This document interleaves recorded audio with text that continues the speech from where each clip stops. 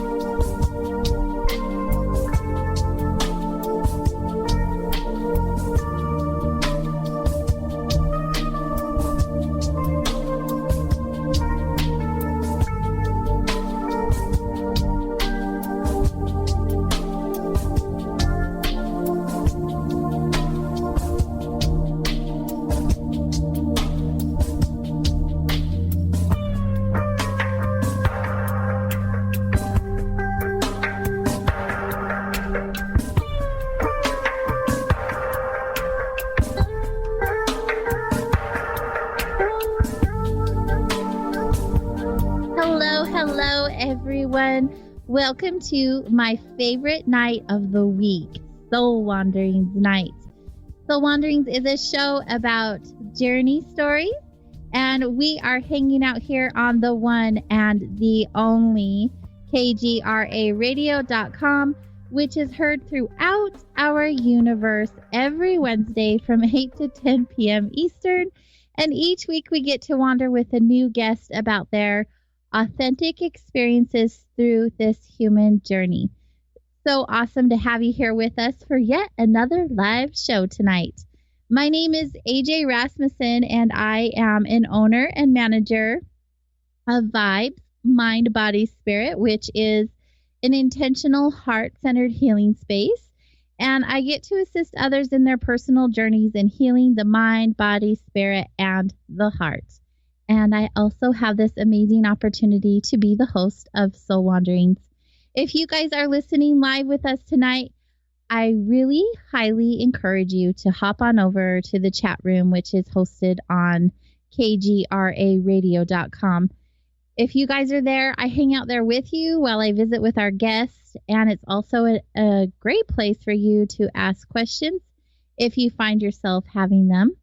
And you can do that by going to kgraradio.com/chat, or just go to kgraradio.com and click on the chat room. But I hope to find you guys there with myself and all of the other wanderers. We have a great group in there every week. Our guest tonight, we're just going to get right into it because, yeah, that's why.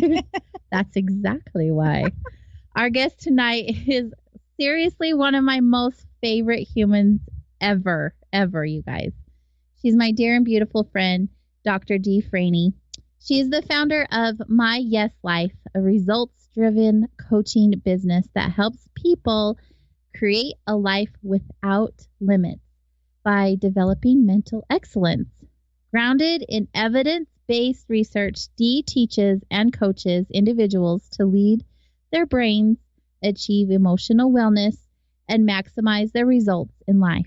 Her ultimate goal is to help teach people to ditch the mental chaos that is preventing them from enjoying their lives and fulfilling their potential. So through her transformative coaching, she guides clients to remove the barriers and limiting beliefs that hold them back from living their own yes life. Yeah. Oh, yeah. Hi, Dee. Hi, friend. Welcome back to Soul Wanderings. Thanks. I'm so excited to be here. It's been a long time. It has been a long time. Like, you're kind of like a big deal now, all up on the radio. Look who's talking. So Dee joined me back when I was a podcast, like a long time ago. Way back in the days. Yeah. So here you are now on KGRA Radio, the coolest alternative talk radio station there is. Broadcasting to the entire universe and maybe one beyond it. I believe so. Yeah. I believe we're heard all over the place. Dude, rad. So are you ready to show up or what? Am I not here already? No, like, let's do this. Heck yeah, let's wander. So, okay, it's been a long time. Like we said, we accomplished that. It's been a while since Dee has been on Soul Wanderings. And I want to have a recap. Let's talk about Dee as a personal person, like your personal self. Oh, man. Like who you are and what you're about and how your life has led you to being who you are today in this very moment. That's a really big loaded question. Pressure. No pressure. So start at the beginning. We have 2 hours. Ready, set, go. So I'm a wife. I'm a military spouse. Woo, I'm woo. a dog mom. I'm a big fat nerd. You are. That's one thing I love about you. I own that though. You're okay so with being a nerd. Mm-hmm. I love learning. I love to snowboard. Kind of wish that there was snow right now.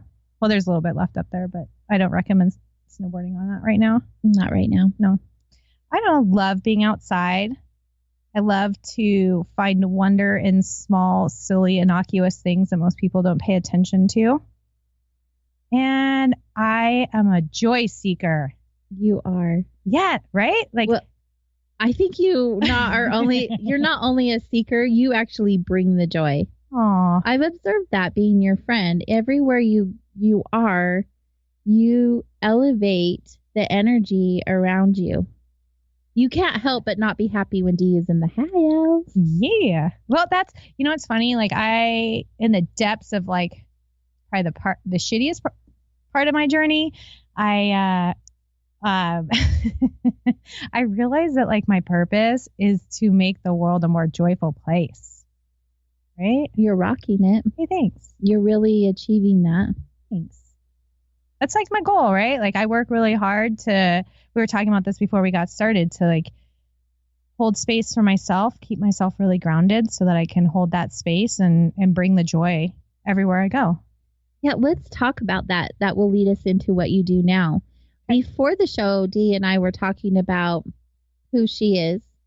I was making an observation how I have quite a few guests on my show who have the title of life coach.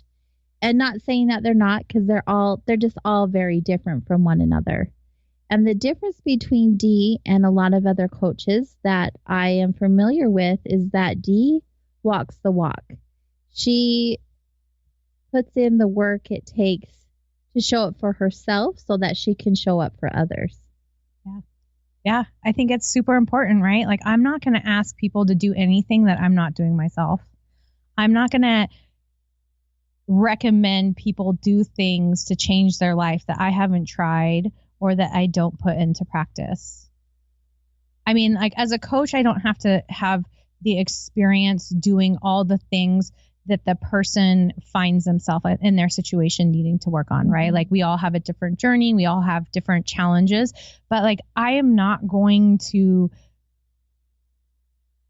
like talk a big game and not show up and do it, right? Like I think that it is about that integrity and like doing the thing, being willing to work on my own stuff and not just like recommend that my clients do that. How hard was it for you just to say stuff? It took like every ounce of my brain power. Dee and I have something in common. We have a very challenging time not cussing a lot. And when we're on radio, that's not really an option. Yeah. And so, this is really hard. Well. Good Thanks. job. This is really hard because I'm used to talking to you not on the radio, so I can let those F-bombs fly. So it's going to be a really challenging 2 hours. I believe in you. I can do it. If I can do it, you can do it. I don't know. We'll see. I already let one fly, so. Let's get back to the game here. So actually showing up and doing the work for yourself has been substantial and so important for you to do, not as a reflection of who you are as a person and as a coach, but so others can also see that we are always a work in progress. Yeah. There's always work to be done. Yeah. It doesn't matter who you are or where you are at in life. And also, speaking of, everyone could benefit from having a coach. Amen, sister. Everyone.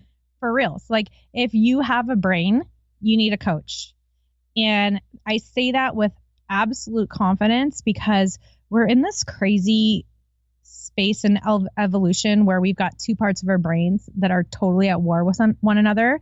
We have enough awareness that there's a problem, but we don't have the tools and the coping skills and the mechanisms to override the war and to get outside of that. And so a coach is someone who can be an unbiased observer, can see you from the outside, help call you out on the patterns that are destructive in your life and help you make that change that you seek. Because our survival brain is going to push on all of the uncomfortable levers like fear, self-doubt, all of the limiting beliefs. Shame is a huge trigger for a lot of people, worthiness.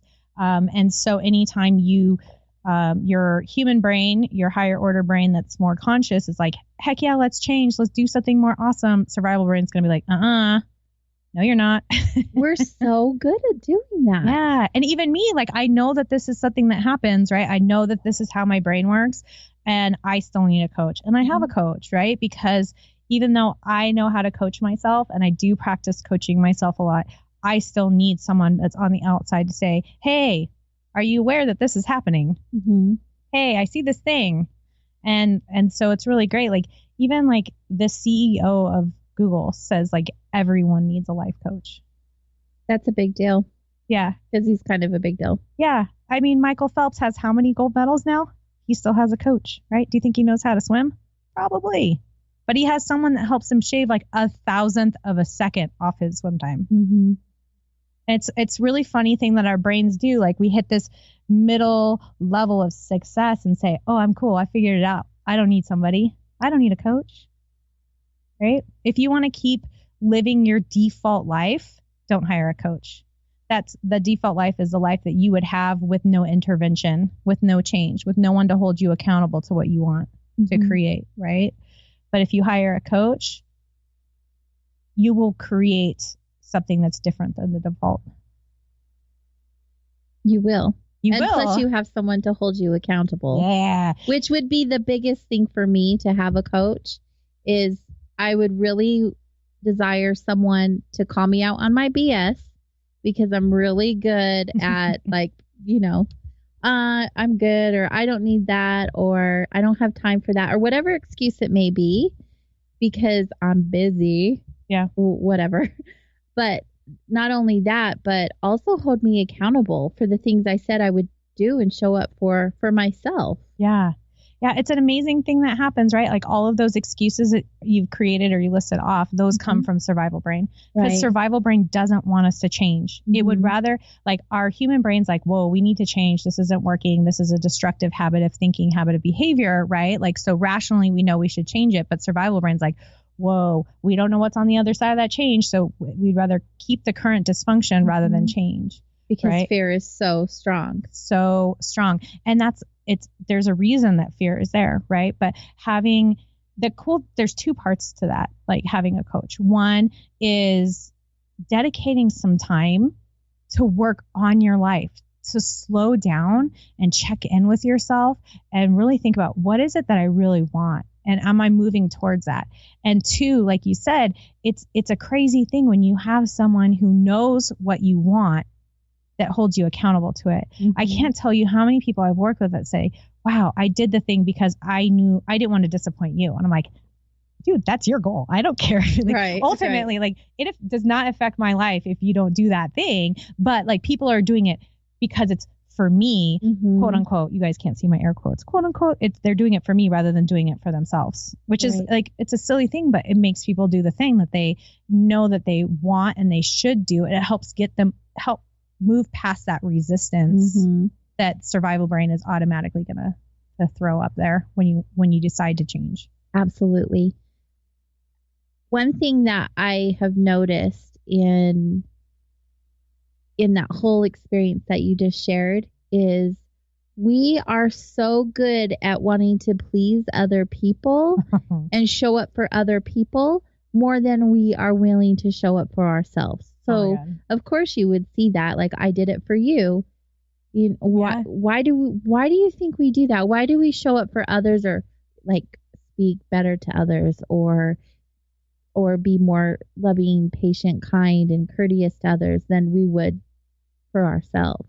Oh man, there's like this huge cultural lie that if you take care of yourself, that if you have a strong relationship with yourself, if you have a healthy, positive self-image, that you are selfish, that you're arrogant, that you're narcissistic, and all these different negative connotations and labels that we put on that.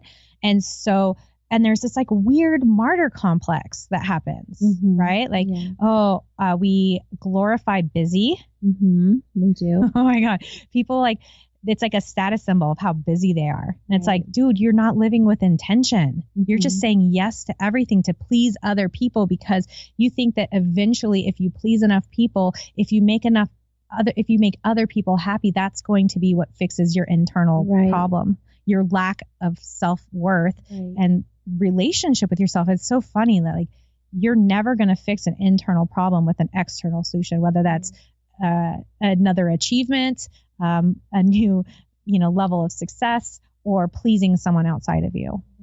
The answer is always to fix it on the inside.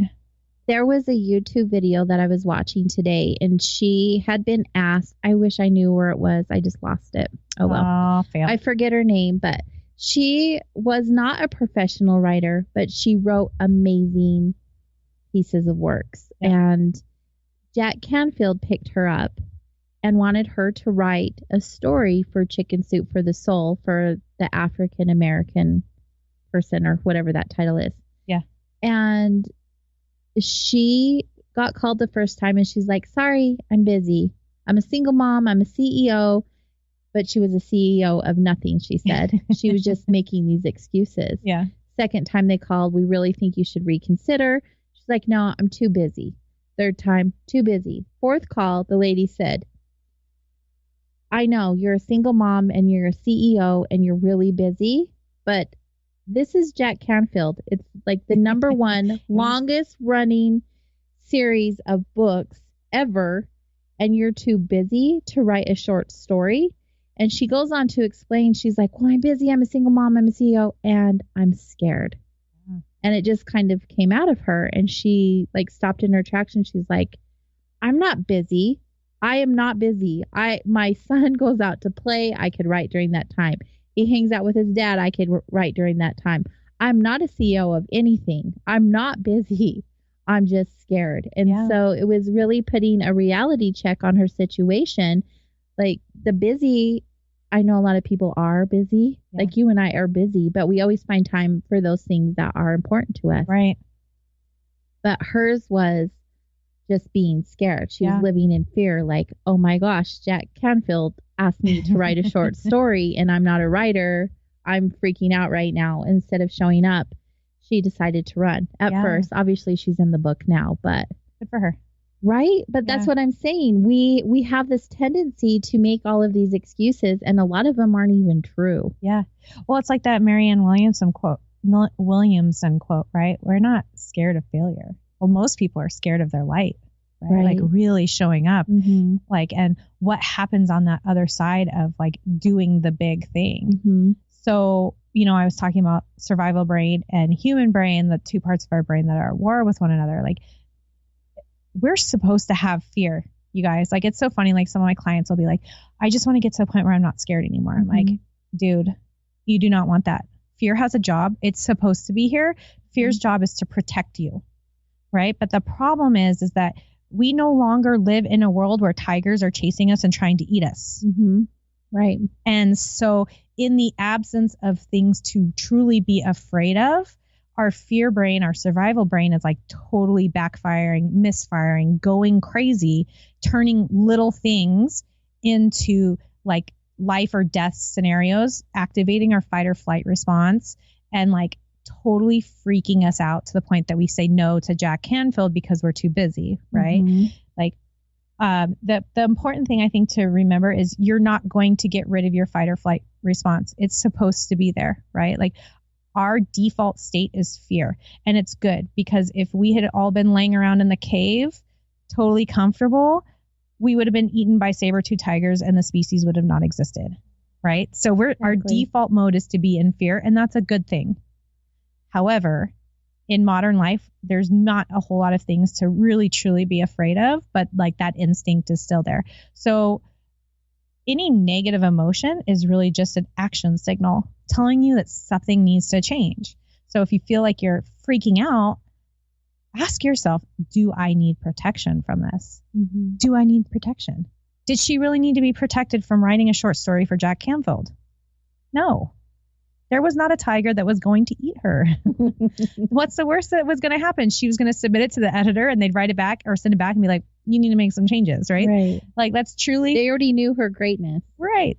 Like truly, legitimately, the worst thing that was going to happen was they were going to say, here's some edits. Yeah. Take 2. Exactly.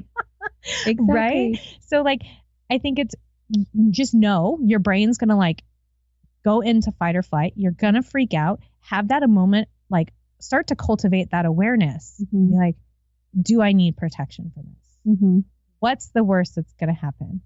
And oh, by the way, what's the best that could happen? She got published in Chicken Soup for the Soul. Those things go number 1 every single time they get published. Like, come on, girl. Exactly. We're so good at making something just minimal into something extraordinary. Totally. And it's so unnecessary. Going back a little bit to the self-worth stuff, we have a question from Blue in the chat room. Where is the line between healthy self-worth and narcissism? Oh, I love this question. Right? I just did a workshop on Saturday, Authentically You, and we spent a lot of time talking about this. I do want to talk about that. Yeah. So the whole difference between healthy, positive self-image and narcissism is the intent behind it. Mm-hmm. That's it. Narcissism is I'm awesome and better than you. Mm-hmm. Healthy, positive self-image is I'm awesome and you can be awesome too. There's enough awesomeness in the world for all of us to be awesome. Isn't that awesome? Right? Somebody keep track of how many times I say awesome. Because you say awesome a lot. And I right? do. Right? Yeah. I know. Stop. Why'd you have to point it out to people? I love it. I love it though. It makes you you. And that's a wonderful thing because when you're talking, you're not just talking to hear yourself. You're talking and when you're saying right or whatever that looks like, you are giving the other person an opportunity to agree with you or disagree with you, to have a conversation about it. I don't think that I'm 100% right all the time. I'm not that arrogant to think that, right? Oh, dang it. Now I'm going to pay attention to me saying it. Thanks a lot, AJ. Mm-hmm. I'm sending your answer. I'm sending eye daggers right now. Yeah, but it is all about the intent behind it. Narcissism, it comes from a deep place of like nothingness. Mm-hmm. People who are narcissistic, arrogant, have poor self-image, really just don't love themselves. It's a very painful space and energy to come from, where a healthy, positive self-image is like, I'm awesome and we can all be awesome. Like me being awesome doesn't take away from anybody else's ability to be awesome. And that is why you are not just a life coach, but you are an empowerment coach. Yeah. You provide an opportunity and a platform for other people to show up and be awesome. Yeah. To realize just how great they really are. I love nothing more than to pull people's inner awesomeness out. Like I love puzzles. I love asking questions, much to my husband's chagrin, but now I get paid for that. So he should probably love it. And I love that moment where I'm trying to figure out each person who's in front of me and what is the missing puzzle piece to help them really figure out what's that thing, right? What's that thing that is holding them back from just owning it and freaking unleashing. Do you find that most of the time it comes down to their self-worth? Yeah, and fear. Well, that's kind of a fear-based it's all wrapped up emotion. in the same, right? Self-worth is the fear of worthiness. It's shame. It's funny. It's all the same triggers, right? But the root is always fear. You need to lead your brain so that you're not the follower of fear. I had this client recently. She's like, I'm not really scared of anything. I'm like, Okay. Well, you're not like really being honest with yourself. Everyone's scared of something. Yeah. I mean, because she's reached a certain level of success and she's done very well for herself, but she doesn't even recognize that, some of the self-sabotaging behaviors that she has are 1000% rooted in fear. So, it just kind of made me giggle. Like I muted myself and giggled. I told you tonight was going to be awesome, you guys. Right? So good. We are Soul Wandering with Dr. Dee Frayne this evening. And of course, we're just getting started. So make sure you guys stay close and we will be right back here in just a few short moments.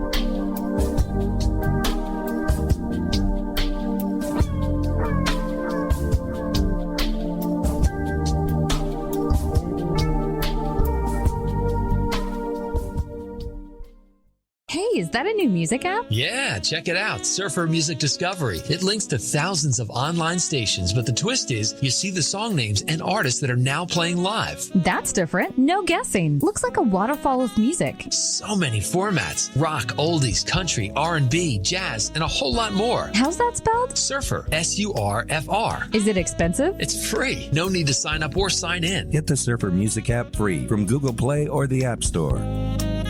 Come on, smile. Oh, honey, he's still not smiling. Maybe he's not a smiler. Yeah, maybe he's just not a happy baby. Maybe he's just being a boy. Or maybe he's teething. Maybe it's just a phase. Maybe he has autism, and we can definitely do something to help. Maybe is all you need to find out more about autism. No big, joyful smiles by 6 months is one early sign. Learn the others at autismspeaks.org/signs. Brought to you by Autism Speaks and the Ad Council. Food was different 60 years ago. It was minimally processed, free of pesticides. It was nourishing and healthful for your body. Today, GMOs, pesticides, herbicides, and heavy processing have depleted the nutrition of our food supply, which takes a toll on our health and energy. It's harder than ever to get the right nutrition. That's what Life Change Tea is meant to counteract. Our specially blended, powerful herbal formulas can give you more energy without caffeine. It's a mild cleanse, a mild daily detox. A good detox can help revive and bring back the energy of your youth. GetTheTea.com is the website. It'll cleanse you from the inside out with this herbal proprietary formula. Go to GetTheTea.com. There's no fillers, no GMOs. It's organic. Not available in stores. You must go to their website, getthetea.com. And their supplements are a great way to maintain your health. Read the testimonials on the website. Go to getthetea.com. That's getthetea.com. So, you love talk radio? Then you'll love TalkStreamLive.com. TalkStream Live is always on, 24/7, with the best streaming talk shows. Find your favorite talkers and discover some new ones. It's free, readily available online or on mobile with any smartphone or tablet. Finding your favorite talk shows all in one place has gotten a whole lot easier. Just go to TalkStreamLive.com. Be sure to download the free apps from Google Play or the iTunes App Store. It's not a lifestyle we chose. We were born this way. KGRARadio.com.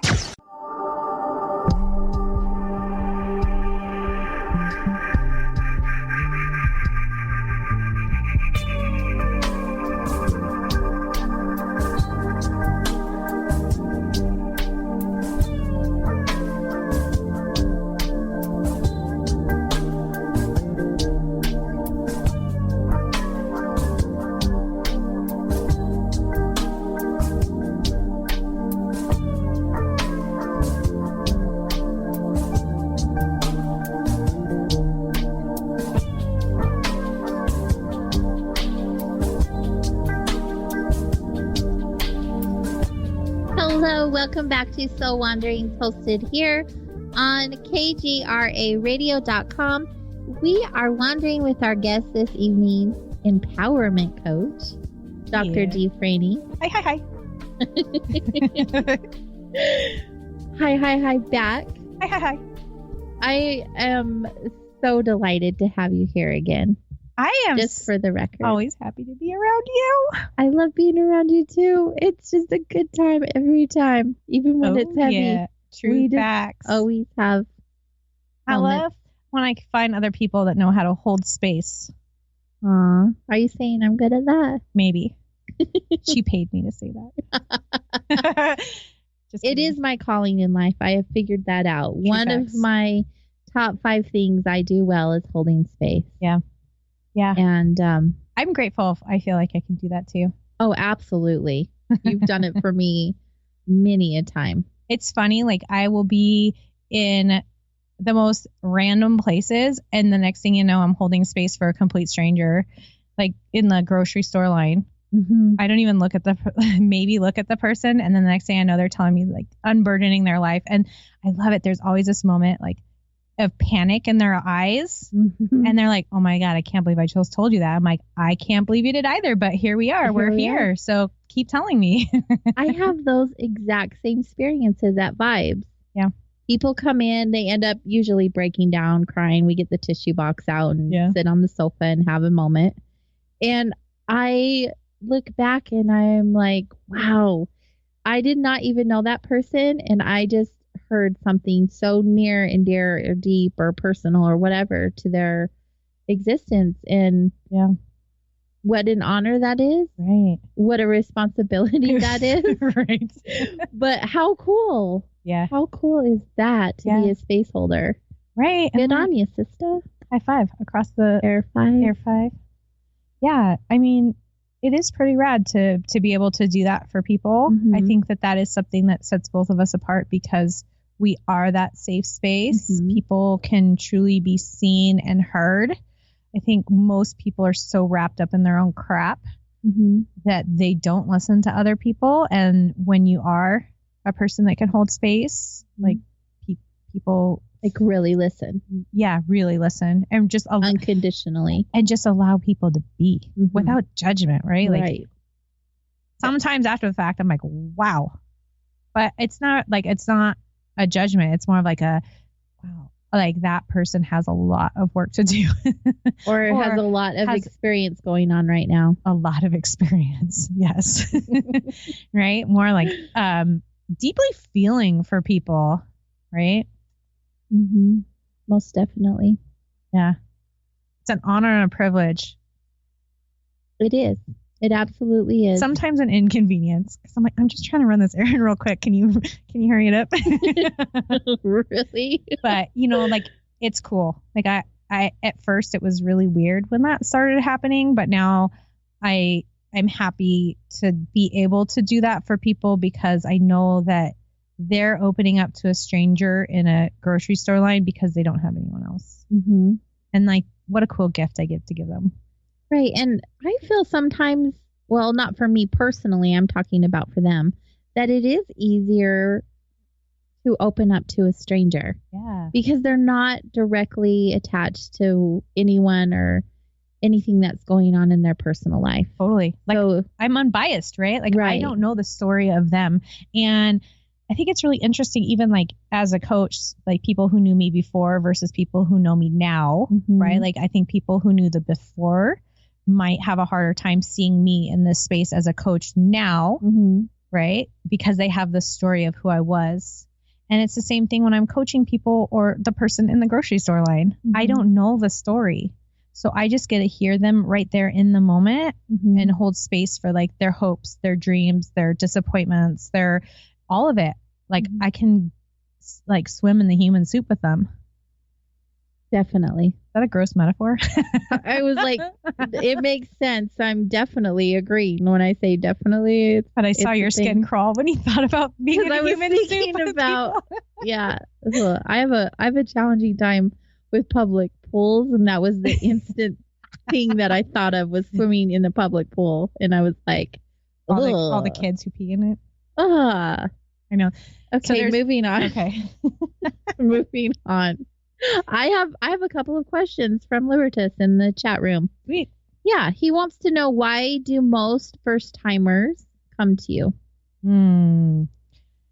I think that there's not necessarily one specific thing that people come to me for, but more the desire to experience a different life than they're currently living. That's the common thread, right? Do you feel like they come to you when it's at the end of their thread? Like they just are at their wits' end. They don't know what else they can accomplish or do or be or change. Sometimes like people are feeling super crazy lost and unsure how to find it.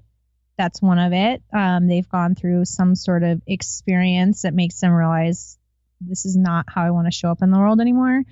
And then sometimes there are people who have like a big goal, but they keep failing on it, right? Like they can't hold themselves accountable. They can't work through that fear of change. So I would say it's a little mixed bag, right? But I think the common denominator is people are like, I want and need something different in my life. And they trust that I can be their guide. I always tell people that like, I'm just riding shotgun. Like I'm the navigator, right? Like you're the person with you're holding the wheel. You've got your foot on the accelerator. We can do this as fast or as slow as you want. But like, I'm just going to help kind of guide you to where you want to go. You're the GPS. I am kind of like the GPS. So. Okay. The other question he had was, how do you know if you and your client have been successful? Good question. Yeah. I mean, I think that's deeply personal too, right? Because it depends on why someone is coming to me and what it is they want to achieve. I will say that most of the people that come to me, we work through this Limitless Life coaching program that I have. And in the beginning, I ask them what the top 3 feelings that they're currently feeling most of the time, and what the top 3 feelings they would like to feel more often, and what % of the time they feel negative feelings. And when I first started this program, I thought, okay, we're going to be sliding the dial from where they are closer to where they want to be in the 6-week program. And I blew my own damn mind because every single one of my grads has like gone from the -3 that they start at to the 3 that they desired in the 6 weeks. That's incredible. I know, right? Like, and sometimes like they change what the top 3 are that they want because they realize what they thought what they wanted versus what they learned was not the same thing. Or, you know, one of them told me in the beginning that the top 3 that she started with were like overwhelm, disappointment, and happiness. Like she felt like she was feeling happiness was one of her top 3. But after the fact, when we were reflecting, she's like, wow, that wasn't like true happiness. Right? Like now she knows. And like, isn't that cool? I mean, seriously, think about that for a minute. Yeah. You feel like you're happy, but then you achieve A, B, and C and realize that you were just maybe on the brink of happiness, or you weren't even in the same ballpark, and then you're exploding with this true emotion of happiness. Yeah. Or the happiness that they thought they were feeling before was actually just seeking false pleasures and not true, like sustainable happiness and joy. So I guess I lied to you in that answer. How do I know? I said it's deeply personal, that it's different for each person, but actually it's based on the feelings. Because ultimately, the reason why we do anything in life is to feel a certain way or avoid feeling a certain way. And, you know, if you say that this is the target, this is how I want to feel in life, and we hit that, then I know we're successful. So cool. Yeah. It is. What a rewarding place for you to be. Dude, it's so cool. It's so good. Like, and even to like help them make such a radical shift in just 6 weeks. Like I knew that all the stuff I put together in this program and then in the coaching on top of it was powerful. But like I said, I blew my own damn mind. Right. You guys, she creates her own program. So it's not something that she has been certified or trained in with anyone else. This is years and years and years and years of her own personal experience, plus a lot of school, a lot of education, a lot of working with clients. What was it, like close to 10,000 hours of working with clients? Yeah. And she's created her own program. Yeah. That is incredible. A lot of coaches will go and get certified through someone else's program, someone else's teaching and beliefs, and take it on as their own. You've actually developed your own, which I think is really awesome. Yeah. Awesome. Hey, awesome. Yeah. Awesome. I mean, like, I also see that there's like coaches out there, because it's a very low barrier of entry to life coaching. You can read a self-help book, like to help people, and think that this is a great way to make money, an easy way to make money, and people go out and try to sell life coaching. But everything I do, as you mentioned in my bio, is based on evidence-based research, because I am an academic. I'm a big fat nerd, and I love to find tools and resources, and everything that I'm doing in my program is backed in science, right? Like, I could geek out on how the brain works. Mm-hmm. And yeah, like I borrow tools from some other coaches and from all the different things I've read and learned, but I've basically distilled. You want to know how much of it, like, I have been walking towards this path my entire life. The first self-development conference I ever went to, I was 5. Seriously? Yeah. And when I was like probably about 10 is when I read my first self-help book, and I never went back. Like, my friend Ashley loves to make fun of me because I don't read fiction. And I'm like, why? That's my Audible. Someone was going through my Audible the other day, and they're like, I want to see what good books you have to listen to. And they're looking through my Audible, and they're like, this is all self-help and improvement. Like, this is not entertainment. I'm like, it's entertaining to me. I love it, dude. I love it. It's a form of self-care for me. I realize if I am not learning, my brain goes into full-on anxiety mode. Right? And so, said right. And I shook my head. I agree with you. Thank you. So I love learning and like pulling more and more ideas together and taking all these disparate ideas from all sorts of areas and slapping them together into how I help people. And I really do feel that my 6-week program is 20 plus years, 25 years of distilled knowledge and experience and research. And so it's the best of the best. The best. The best. You really have done your homework. I have. Really. Yeah. It's that walk we were talking about earlier. You have walked the walk. You are currently continuing to walk the walk. Yeah. Well, you know, my doctorate was in leadership, organizational leadership, but that's really taking things on a macro level. What I work individually one-on-one. I teach people how to lead themselves, lead their own life, lead their own brain. My dissertation, it's almost 300 pages. I found the printed thing the other day when I was cleaning my office. 300 pages on performance excellence. Like, how do we know we're awesome? How do we know we're doing a good job? How do we do even better? So, yeah, I'm not. It's funny. At one point, I'm like, I can't believe I'm a coach. I can't believe I got a doctorate in leadership. And then I had that moment of awareness where I'm like, you did every single mentoring coaching program coming up. Like, as a junior high student, I was mentoring elementary school students. As a high schooler, I was mentoring junior high students. I was, I did every leadership program that they offered and read every dang self-help book and leadership. Do you have a favorite out of all of them? Oh, don't do that to me. I'm just curious. It's a question I ask quite often, actually, on the show. Top 3 that just stand out, just like right now. Well, one I always like to tell people about, because it's really easy to read, and I know a lot of humans don't enjoy reading anymore, is You Are a Badass by Jen Sincero. I kind of joke that she stole my self-help book because like the way she writes and like the jokes that she makes. Book, I'm like, dang it.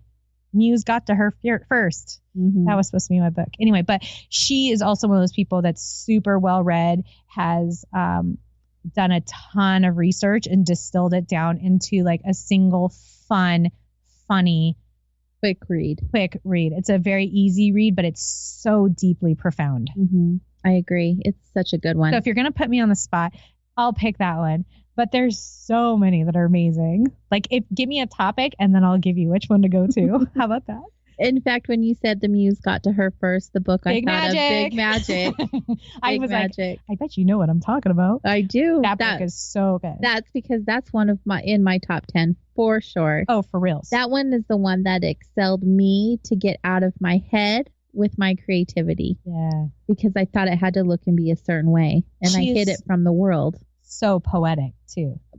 Phenomenally so. And like, I was just listening to Marie Forleo's podcast the other day. It's basically just a podcast of her TV show, but re-listening to, because I watched it a long time ago, her Elizabeth Gilbert interview about Big Magic. And dang, if that didn't bring me to tears in my car. I'll have to have a listen. Just the way she talks, like with such intention, and grace and humility, and like, ugh.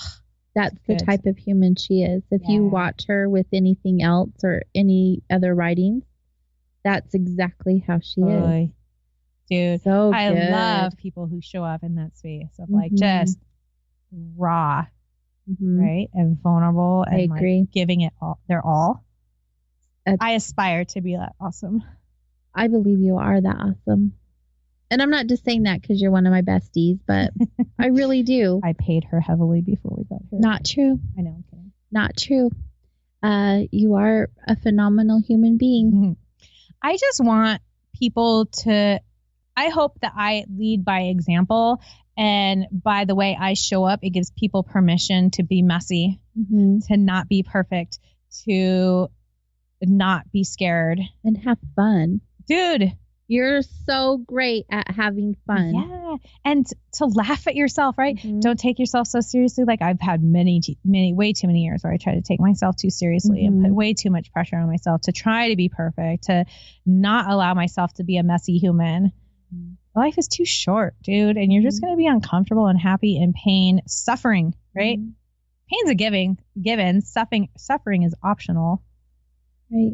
And all that, like, trying to go for that elusive perfection, that just makes you suffer. Like if you just show up and own your flaws and be awesome. I love.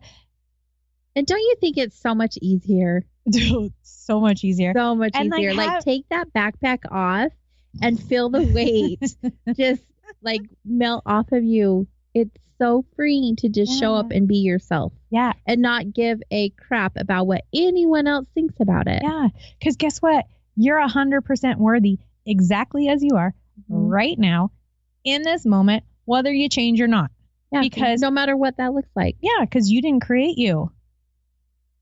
You're a divine creation. Dude, I was tripping out like at my Authentically You workshop. Bam. Yeah. I was tripping out. Like, think about it. Like, who has siblings? You have siblings? I got a couple siblings. Yeah. Like we share the exact same genetics, like the same genetic makeup, and we look totally different. You do. And our personalities are totally different. And how we show up in the world is totally different. But we came from the exact same genetic pool, like the same raw material. But yet here we all are different as we're supposed to be, right? Like I don't think it's like insignificant that we all have totally different fingerprints. We're divine creations, right? I don't care who your like higher power is, but there is something that created us, something that's higher energy that we came from that knew what it was doing when it created us in the way that we are, with our warts and all of it. All your warts. All your warts. You're supposed to be like this. Exactly. You're perfect just the way you are. Yeah. So like, what if you showed up with all your warts and are like, hell yeah, this is me. What if? What if? Let's try it. What if you tried that for like 10 days? Because I know most of you have like tried the self-loathing for more than 10 days. And how's that working out for you? How is that working out for you? Right? Like you're never going to hate yourself happy. You're never going to hate yourself skinny. You're never going to hate yourself as successful. So what if? You're dropping some truth bombs. I knew you would. I knew you would show up that way. And the chat room, wow, they're bringing some questions tonight. Nice. So we'll have a couple others, and then we're going to take another quick break. But what methods do you use to put people at ease when you first start out with them? I just show up who I am. Is that like it's so funny. Like I don't know exactly what I'm doing. I'm very, very curious. I'm humble. I'm kind. I try to make people feel comfortable as quickly as possible. And I think it's just that reassurance that we're all human. We're all messy. And I think that is like, and to be able to laugh at myself, right? Like if I give myself permission to not be a perfect human in that space, like I think people open up a little bit quicker. Would you say that's true about how I do things, AJ? Like I don't spend a lot of time thinking about how I make people comfortable, but people just seem to be instantly comfortable with me. That's the one thing that I've noticed about you, in that I was drawn to you, because I know everyone thinks like I'm this social butterfly and I really get out into the world, but I'm not. Yeah. I have a business and I will interact with people because I quote unquote have to, and to a certain degree want to. But when that's done, I hide away from the world. And I'm really sensitive to energies. I know that has a lot to do with it. But when you came around, instantly I was like, she is going to be my friend. She makes me feel good about myself. Yeah. Because she shows me who she is. Yeah. Like there are no masks that you're wearing. Even on the times where you were struggling and going through things in your own personal life, it made me love you even more. Yeah. Because you just showed up as yourself. Yeah. And that was huge for me, because a lot of people don't do that. Right. I think that is true, right? Like I don't try to put up a front and say I'm so much better. I've got this more figured out than other people. Maybe I have more practice with some of these things and some of these tools, but I'm still a human. I still have a brain. I still have fears. I still have insecurities. You know, my greatest struggle and my greatest area of growth has been in owning my worthiness, right? So like I get it. I understand it's hard to be a human, and it doesn't help anyone if I'm trying to show up at the front. So no, it doesn't. And especially yourself. Yeah. And you know, we talked about this before the show started, but I am very intentional with my yeses.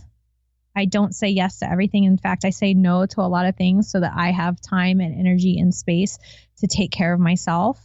The most important thing that I do for myself every single day is to hold space for myself and to focus on my self-care. And I'm not talking about pampering. I'm talking about the things that like help me grow in mind, body, and spirit. Because if I don't hold space for myself, then I can't show up and hold space for other people. So I think that, you know, I'm doing that for myself so that when I get to that call, I can put my own BS behind me, transcend it from the phone call, and just show up and be totally present for that person. Which is so important. Yeah. So important. My experiences with other coaches or readers or energy workers, if you will, when they're not working on their stuff, because I do feel energy so easily, and they're working on me, I've stopped sessions and have been like, nope. Not doing it, because I can feel you're going through whatever you're going through and you're not taking care of it, and it's oozing onto me. Oh man, there's so many energy workers and readers and things that I want to run away from. Yeah. It's a real thing that energy doesn't lie. Energy doesn't lie. No, it doesn't. It really doesn't. I don't want you up in my energy if your energy's a mess. Yeah. So from those last few things that you shared, I have several questions that I want to ask you, and I have even more questions from the chat room. But you guys, we get to take a break. You guys are listening to Soul Wanderings on KGRAradio.com. and we'll return shortly to wander with our fantastical guest, Dr. Dee Frayne.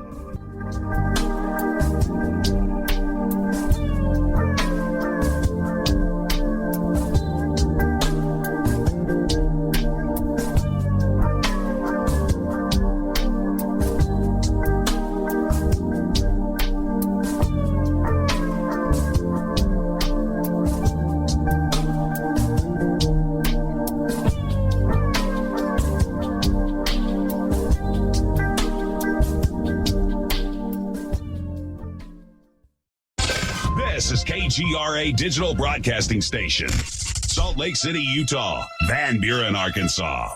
Around the world for decades have come high strangeness reports of mysterious aerial lights, beams, animal mutilations, human abductions, secret space and military programs focused on an alien presence. One reporter of these Earth mysteries is Emmy Award-winning TV producer, writer, and editor Linda Moulton Howe.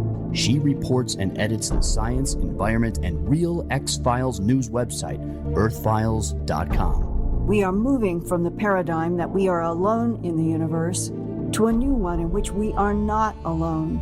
And something out there is interacting with us, our animals and plant life, forcing glimpses of other realities upon us. Linda has produced 4 large books about these phenomena with hundreds of color images and illustrations that reviewers such as New York Times best-selling author Jim Marrs describes as an amazing accumulation of evidence. All her books, An Alien Harvest, the 2-volume Glimpses of Other Realities, and Mysterious Lights and Crop Circles, along with documentaries, are available in the shop at earthfiles.com.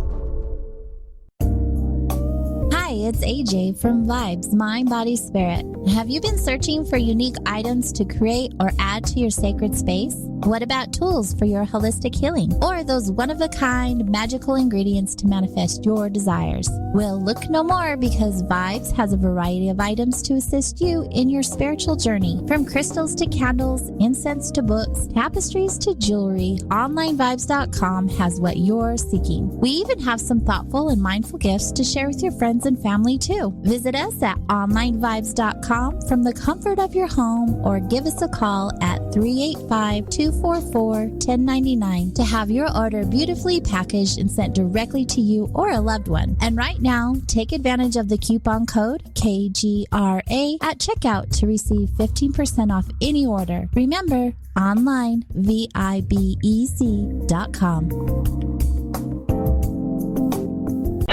Okay, nurse, let's get this man to the ER stat. Right away, doctor. We see this every day. Heart attack or angina pain due to blocked and clogged arteries. Chelation can remove obstructions or blockages from arteries and help avoid painful and expensive surgery. Now there's Angioprim. It's a liquid oral chelation product that you take with juice. You start to feel the results fast. Angioprim increases blood flow all over the body, and that means more energy and strength to take on the day with less aches and pains. 60 years of research has gone into chelation, and Angioprim is the result. A safe and easy way to unblock your veins and arteries from buildup that slow circulation. Paging Dr. Jones. Please report to the emergency room right away. Log on now for a special radio offer from Angioprim. That's angioprim.com/radio. ANGIOPRIM. Angioprim.com/radio, or call 877-882-7221. That's 877-882-7221.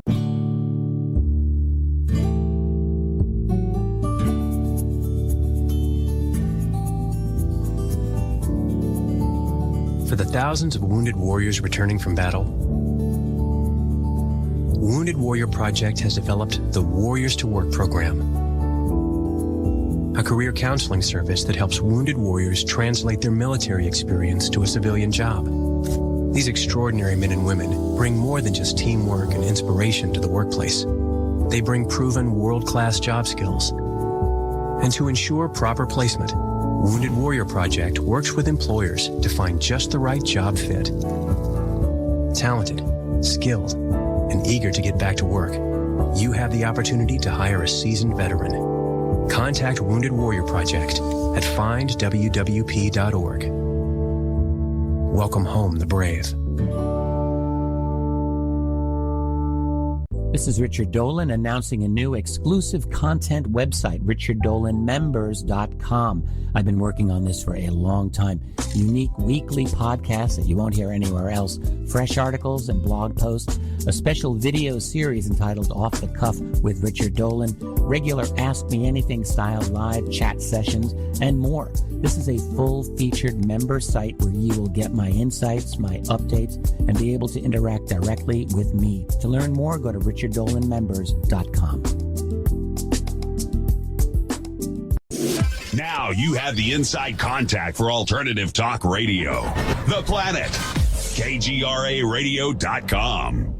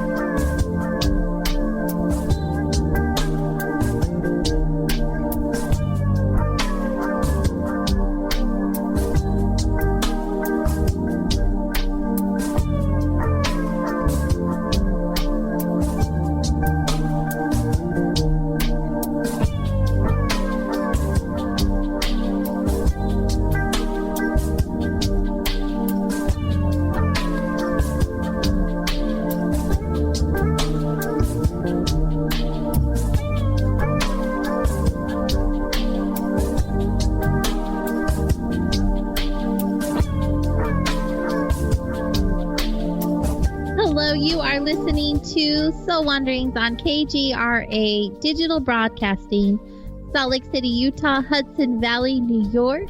And you can find Soul Wanderings here, as well as many other platforms for your convenience, like iTunes, TalkStream Live, iHeartRadio, Spotify, Spreaker. The list goes on and on. All the things. Just look for Soul Wandering. Look for KGRA. You'll be sure to find us. Also, make sure you guys are checking out the new official KGRA radio on YouTube.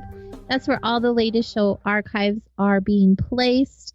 But wherever you guys are joining us from today, thanks for being here. Yay. We're happy to have some listeners tonight. Heck yeah.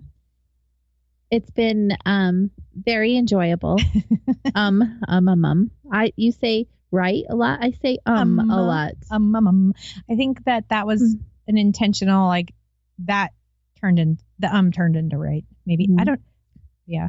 I have to say this though, because I brought it up. That's like me pointing out my flaws of saying The first time I ever recorded a podcast, Warren was putting it together for me. And we counted them when we were editing. And there was well over 100. I don't even remember the amount, but I was like, can you cut those out? Can you edit the out? 6 hours later. Right. And he's like, no, I'm going to leave them so you can see how far you've come. Because, this is just the beginning. And I really wasn't comfortable with it. But that was part of the process, is being who I was in that moment and realizing there was going to be growth. There was going to be a growth process. Yeah. Oh, yeah. Right. So I had to get out of my comfort zone and be okay that he was doing that, where my normal MO would be like, no, make it perfect. I want it this way because I'm a perfectionist. Yeah. And he was like, no, we're not going to do it. Yeah. Well, it's crazy too, because like as adults, we think that we're going to do something the first time and be like expert level perfect at it. Or we see somebody else who's been doing it for hundreds and hundreds and hundreds of hours of practice, and we want to be that good without putting in the work. Right.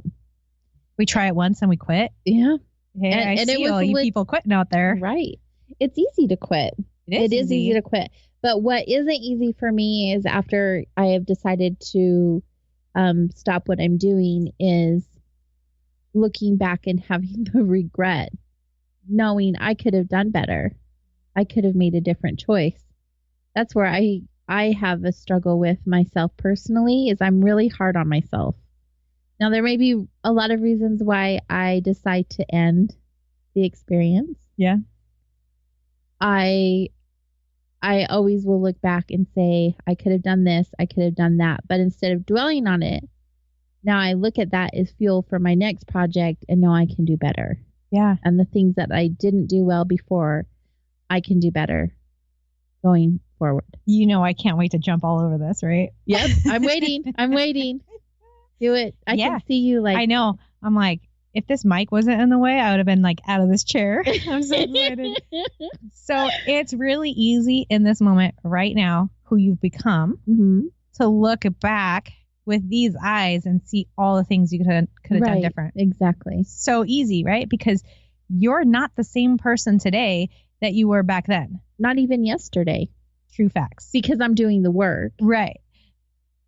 The person you were in the past who made the mistake was doing the very best she could with the knowledge, the skills, and the abilities that she had at that moment in that time. So Amen. AJ today could be like, dang girl, you said a lot, but you didn't have practice. I didn't even know what I was doing. Yeah, you're Warren like, just say put what? a mic in front of my face. What are you talking about, Warren? Me on a podcast? That's exactly what went down. What? Me on an internet show for 1 hour? What? Me on an internet radio show for 2 hours? Yeah, that was you. That was Race's doing. Yeah, look at you. Yeah, you know, blowing away all the stats, all the ratings. I think it's just awesome because where you talk about you just show up and be yourself, that's all I'm doing. Yeah. I literally am just here in the present moment experiencing this show with you tonight. Yeah. Well, it's about choosing to show up in our zone of genius, right? Like, I really do think that this is like you firing on all your cylinders doing the show, connecting with people, talking about what makes them awesome, sharing space, holding space, wandering through what like makes them an interesting human being with a cool point of view, right? Isn't it awesome? It is awesome. So this is like your zone of genius, right? Just like me, like coaching people and basically I'm just asking questions. Right. It's those questions. I took that really annoying personality trait that I had and turned it in a way to help people and make money. And now my husband doesn't like get asked so many questions. I think, well, maybe that's not true. Right. Because recently, like I found him, I was just like trying to have a moment of drama. It wasn't even my own drama because I don't spend a lot of time and space in my own drama, but I was having some drama for one of my clients and he started coaching me back and I'm like, stop it right now, Jason Frayne. I know I'm being drama and I just want to sit here for a second. How dare you coach me? And then I'm like, oh, maybe I've been coaching him a little bit too much and not just letting him be. Aren't mirrors wonderful? Yeah. But no, it was good, right? Like I knew in that moment that I was choosing to be in that space and to choose to be drama. But like this was kind of a crazy situation that my client was having and there was some injustice to it. And I was kind of feeling that for her. Like I was doing my own processing, right? Like I don't spend a lot of time in my client stuff. Like once we hang up the phone, like I move on.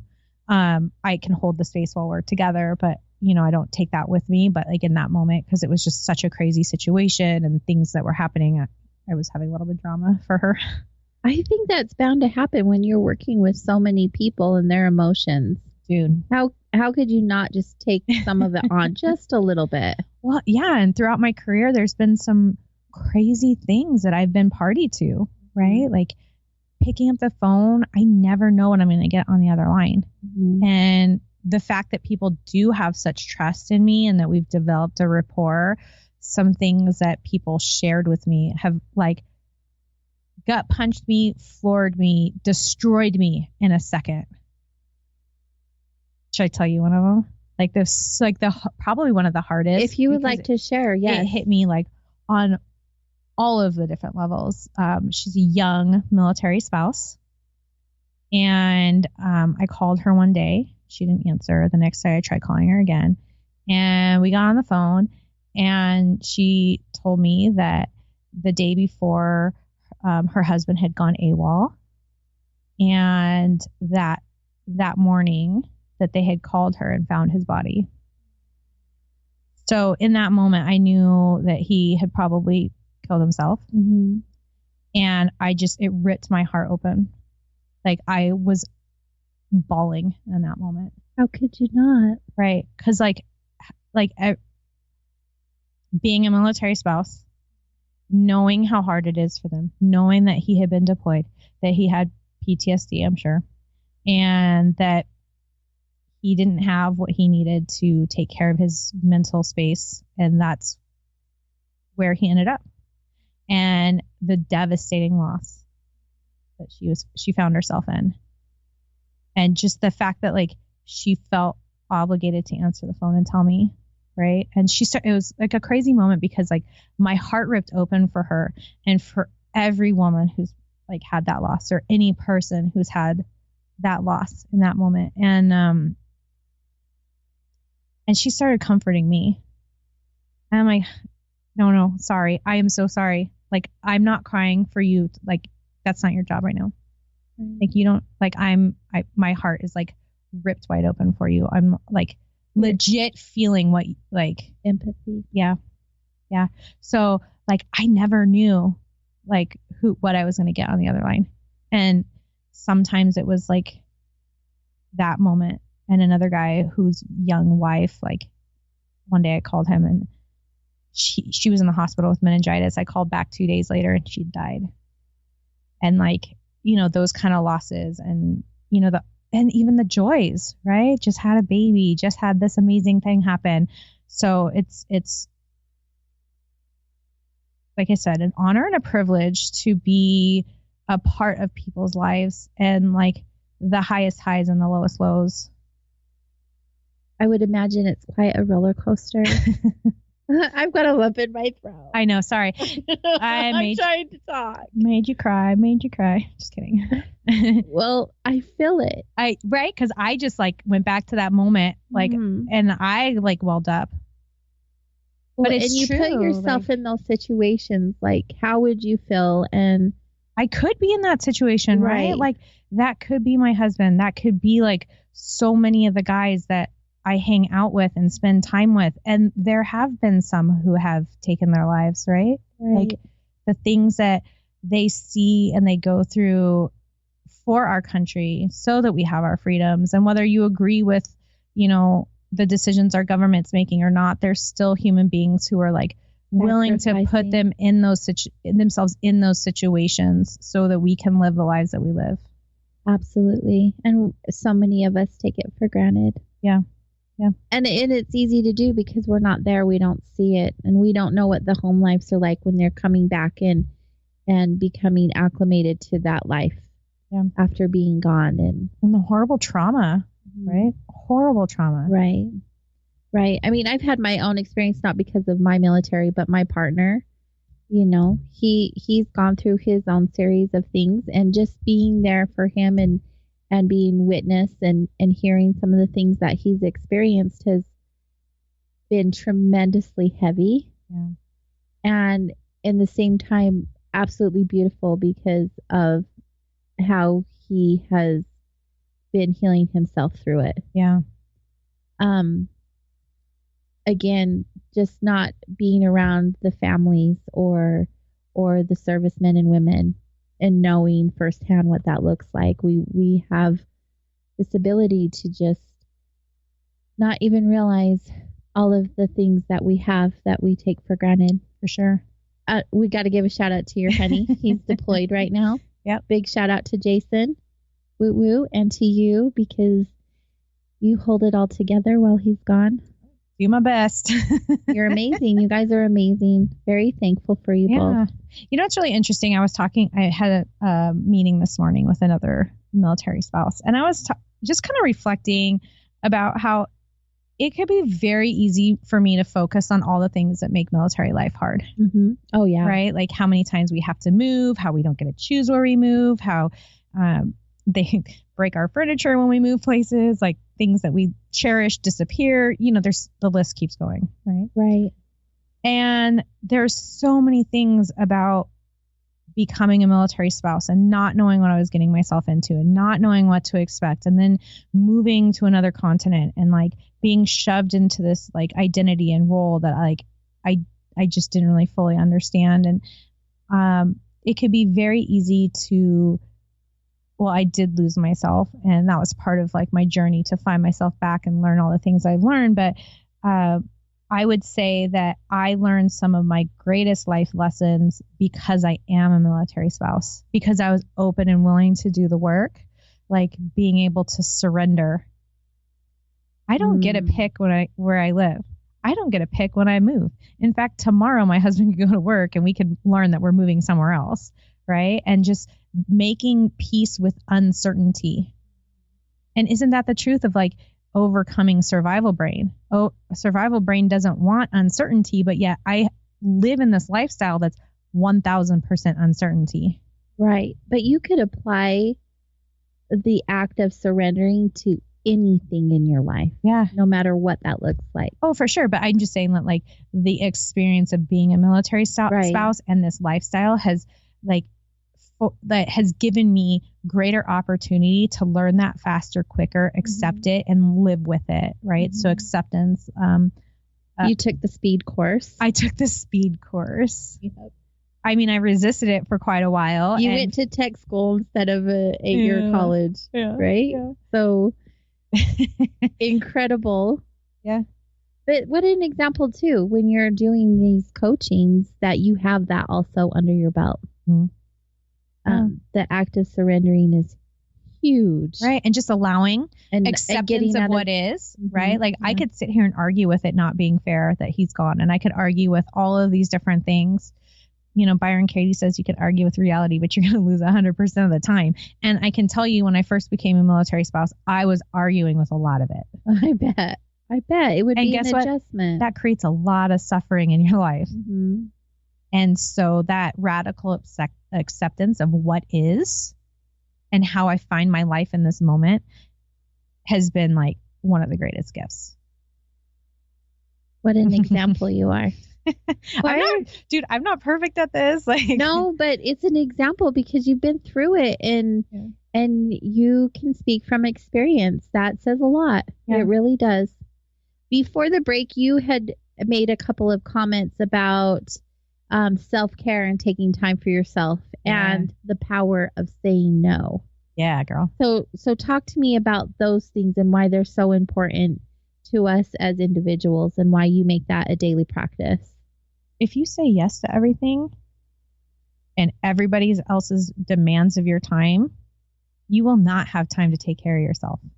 You're going to keep yourself so dang busy that you're like, as soon as you're up, you're running all day until you like put your head on the pillow.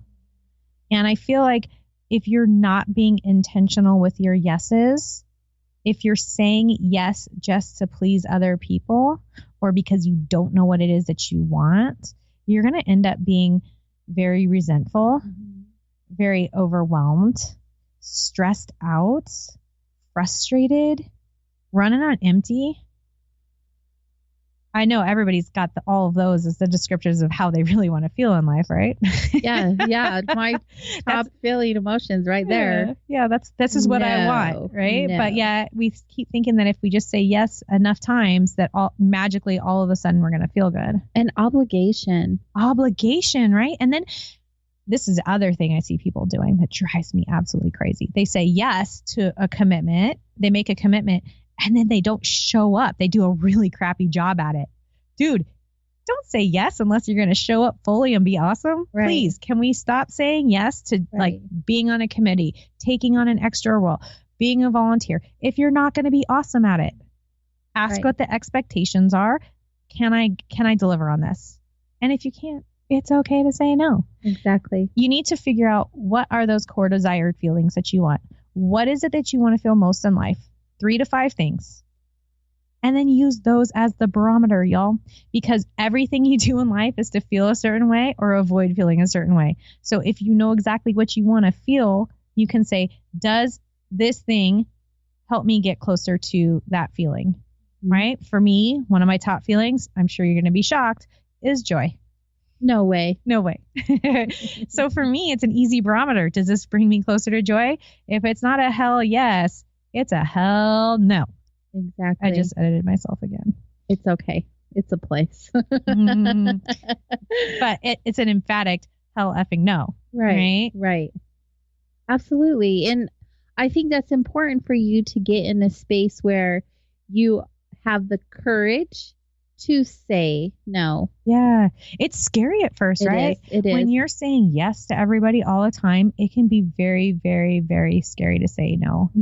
And if you've got that thought that saying no is selfish, right? It's going to be really hard. I have been coaching a friend on this lately. Like, she had a year where she said yes to everything. And that was like a goal for her or something? No. Oh, it was just a mannerism. But she thought that like she had to do that to be awesome in her business and to meet this huge goal that she had, and just said yes to everything, said yes to everyone. And in the process, like totally jacked up her health and wasn't there for her family. Right. And saying yes to everyone else. Like, she said no to her family. She said no to herself. And now she's trying to reel it back in. Right. She's like, wait a second. This last year is not how I wanted to have my life. This is not how I want to feel. This is not like, I did not create what I wanted in my family. And now she's trying to walk it back and start saying no to people who she has trained that she was always going to say yes, that she was always going to be there, whether it was right for her or not. And it's really sad too, because like there's all these people that are now trying to make her feel guilty for saying no. And then she's allowing herself to feel guilty. Well, I don't know if they're trying to make her feel guilty or if she just feels guilty because she's gotten so used to saying yes. Right. We haven't totally we're so coached good on it. though. Yeah, I was gonna say, but we're so good at making our own selves feel guilty. Yeah. Unnecessarily. Yeah. But the most important thing is, you're the only person that lives your life. Right. You're the only person that experiences the feelings that are in your body and the thoughts that are going on in your mind. Right. And not the people you're saying no to. Head. Correct. Exactly. So and most of the time, like, they're going to be okay with your answer. Yeah. And you make it bigger than it needs to be. Correct. So guess what? If saying yes to them creates chaos in your internal space, that's a thought you need to clean up in your own mind, first of all. And second of all, it is your damn life. Mm-hmm. Third of all, this is my favorite. No is a complete sentence, y'all. You can tell people no without giving them an explanation. Right. Yes. People think they have to give this like big old reason why they're saying no, when they simply can be like, no, thank you, though. Right. And thank you for asking or the opportunity, but no. Yeah. And sometimes that explanation makes you feel really gross as the requester. Right? Yeah, because you're like, because they're like dumping all of their internal crap all over you. And you're like, dude, you could have just said no. Right. So I'm giving all of you permission to use no as a complete sentence. Mm-hmm. You're welcome. Try that one on for size. I like that size. And if people can't handle no as a complete sentence, maybe you should ask yourself, is this someone I should be spending time with? If this person can't accept the fact that you are trying to do what's best for you, what's best for your family, what's best for you to have a life that you feel comfortable and satisfied in. And if you're coming from a pure place, right? Maybe you should consider who's in your circle. Agreed. 120%. Because there's a lot of takers in the world. Plus, those people in your circle are going to support you no matter what, if you're doing what you feel is best for yourself. Yes. Yeah. Right? Mm-hmm. Like, I don't want to like hang out with a bunch of people who are saying yes because they feel obligated and because they want to please me. Right. You want someone who's going to show up for you too, authentically and all the way. Yeah. Yeah. If you're going to hang out with me, it's going to be a hell yes. Not a hell effing no, Dee. Yes, absolutely. So then going back to the beginning of that question, talk to me about self-care and the importance of taking time for yourself. Well, I love it. Like, we've been trained as a society to believe that pampering is self-care. Mm-hmm. And like, I'm all for getting my nails did, my hair did, going and getting a massage, but that is not self-care. That's pampering. Mm-hmm. You guys spend a lot of money on pampering out there, the fake eyelashes, the spray tans. But look, those things, I don't know. Massage is pretty. They are nice. Much a self-care for me. Well, true. But the nails. And I think the it hair depends on the stuff. intention behind it. But a lot of these things, like, we've been told that going and getting a pedicure is self-care, and right there in that moment, it feels good. Right? Mm-hmm. Yeah. It feels good to have our toes did, our feet massaged, sit in the massage chair, but it's not lasting. Right.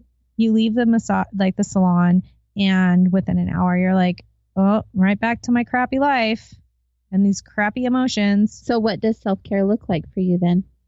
You can like do some very powerful things for yourself in 5 minutes or less. Okay, name three. Journaling, checking in with yourself. What am I thinking right now? What am I feeling right now? What do I want to feel? I don't know what you're doing. Keep going. Oh. The other two? I said top three. Give me your top three right now. 1, 2, 3. I think it's that daily work, like checking in with your mind, doing some journaling, some meditating, some unplugging, right? Go sit outside in the sunshine. Go outside and watch a little bug do its bug things. Slow down. And then third. I felt like I just told you 27 things, AJ. No, that was all in the same category, but those were good. Those were good. I agree. Like eat delicious foods. There you go. There you go. Right? Yeah. Eat whole foods. I'm not going to tell you exactly what diet to follow, but don't eat anything that comes in a box. Eat stuff that makes you feel good. Yes. Get away from those preservatives and fillers and things that are like real that. food. Real food. Yeah. Just eat real food. Yes. Be good to your body. Be good to your body. Like even like 30-second dance party. That is some that's my jam. I love that. Right? 30-second dance party. Let's do that. No. In fact, let's take a break and have a 30-second jam sesh. How's that? Okay. We are going to take our last break for the evening. And when we return, we'll get to share just a little more time with this lovely Dr. Dee Frayne. We'll be right back, you guys.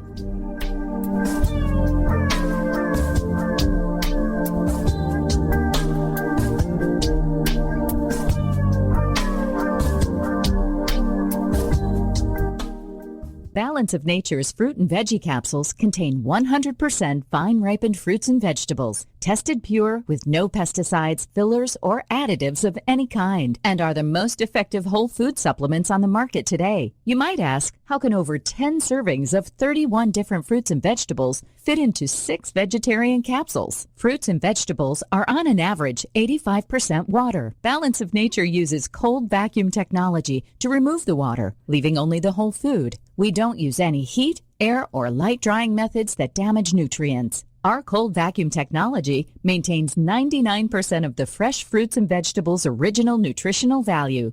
Along with diet and exercise, Mother Nature provides fruits and vegetables to help us maintain good health. To order, go to balanceofnature.com or call 1-800-246-8751. That's 1-800-246-8751 and use discount code TALK. So I'm a cat, and I just moved in with this new human, and she's got this little toy she's always playing with all day long. Tap, tap, tap, tap, bloop, bloop. She can't put it down.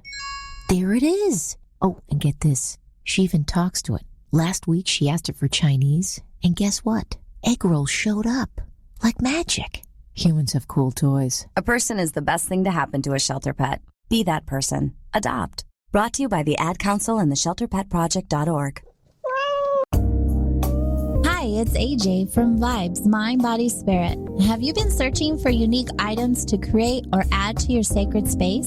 What about tools for your holistic healing? Or those one-of-a-kind magical ingredients to manifest your desires? Well, look no more, because Vibes has a variety of items to assist you in your spiritual journey. From crystals to candles, incense to books, tapestries to jewelry, OnlineVibes.com has what you're seeking. We even have some thoughtful and mindful gifts to share with your friends and family too. Visit us at OnlineVibes.com from the comfort of your home, or give us a call at 385-244-1099 to have your order beautifully packaged and sent directly to you or a loved one. And right now, take advantage of the coupon code KGRA at checkout to receive 15% off any order. Remember, online, VIBEC.com.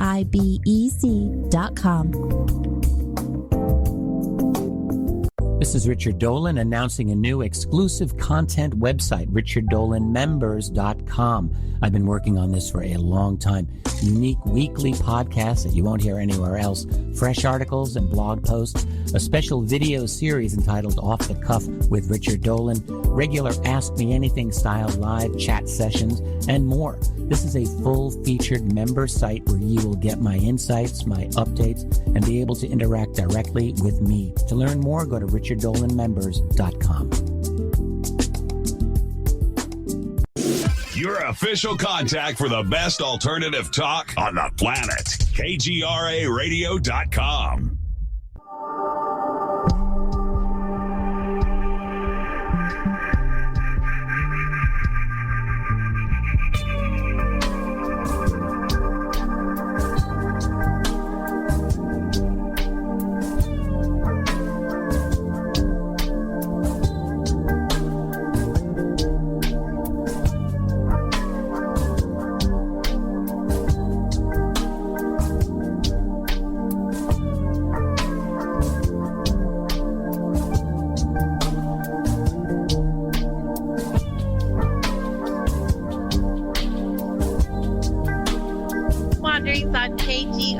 Radio.com. I'm AJ Rasmussen, your host of Soul Wanderings, and our guest this evening is the amazing Dr. Dee Frayne. Welcome back. Hi. You returned after this commercial break. I didn't even get up out of my chair. I served you. I'm so excited you did. I'm so excited just to stay here. Can we talk about how my bestie, Jennifer, sent me a text message and said I'm never allowed to talk about being in the human soup ever again? Yeah, that was good job, Jennifer. So true. Let's not do that.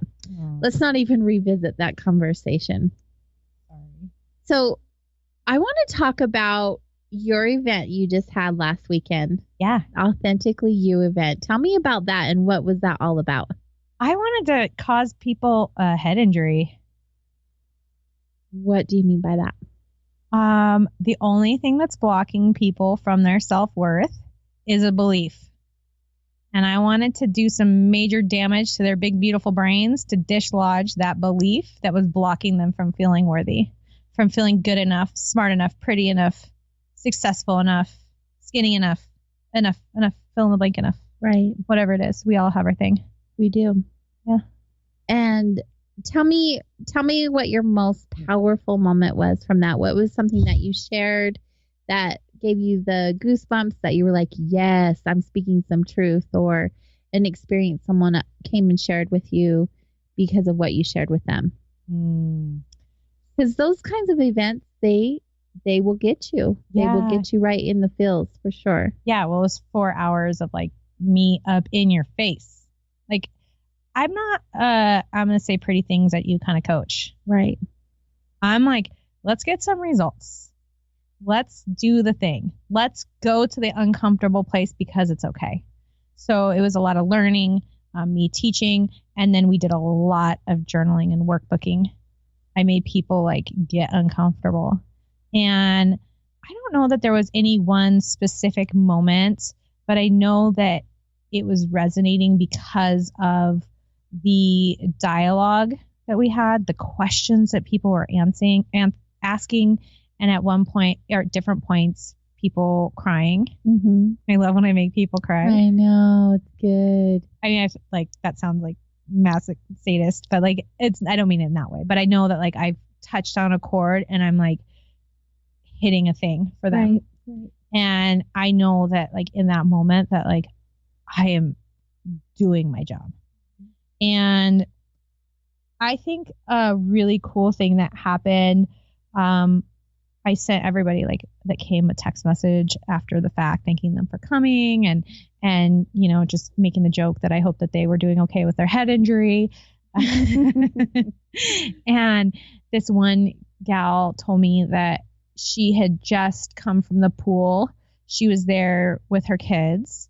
And typically, like, she's super uncomfortable. You know, she's not supermodel skinny by any means or anything like that. Not that I think should be the goal, but, you know, she feels insecure about the way she looks. And she said she sat there and there were all the skinny moms, like, talking about all the, like, their current diet fat and the things that they were doing to be skinnier and on and on and on. And they were just not enjoying themselves in that moment because they didn't feel good about themselves and the way they looked in their bathing suits, or they probably weren't even wearing bathing suits if we're being honest.